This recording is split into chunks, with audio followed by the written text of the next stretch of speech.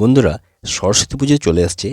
আর এই সরস্বতী পুজোর যে ডাকের সাজটি লাগানো হচ্ছে, তো এই শিল্পীর বাড়ি কোথায়, ইনি কী কী কাজ করেন, সমস্ত কিছু জানাবো এই ভিডিওতে। ভিডিওটা সম্পূর্ণ দেখবে।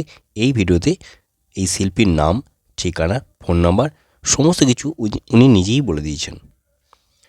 আর এই যে মৃৎশিল্পী যেটা, সেই মৃৎশিল্পীর নাম হচ্ছে বলরাম দাস।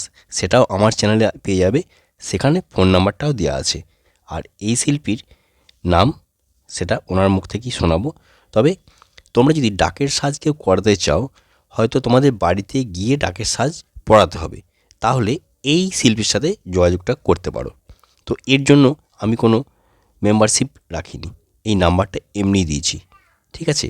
আর তাছাড়া যদি ডাকের সাজ কিনে আনতে চাও, সেটার জন্য যেখানে ডাকের সাজ বানানো হয় রাষ্ট্রপতি পুরস্কার প্রাপ্ত যে শিল্পী আছেন, তার ভিডিওটাও আমার চ্যানেলেই আছে।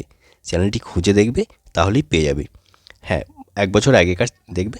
তাহলে চলো ওনার কাছ থেকে সমস্ত কিছু জেনে নিই। হ্যাঁ বলুন, আপনার আমার নাম। নাম লক্ষ্মীকান্ত দাস। আমার বাড়ি পূর্ব বর্ধমান জেলার বরগুনা গ্রাম। আমি প্রতিমার বিভিন্ন রকমের শোলা, ডাকের, গোল্ডেনের সাজ তৈরি করে থাকি। আর আপনার সাথে যদি কেউ কন্ট্যাক্ট করতে চায়, মোবাইল নাম্বার তো দেওয়া যাবে? হ্যাঁ, তা দেওয়া যাবে। 78 66 096 810 আমার মোবাইল নাম্বার। এই নাম্বারে যোগাযোগ করতে পারেন। ঠিক আছে।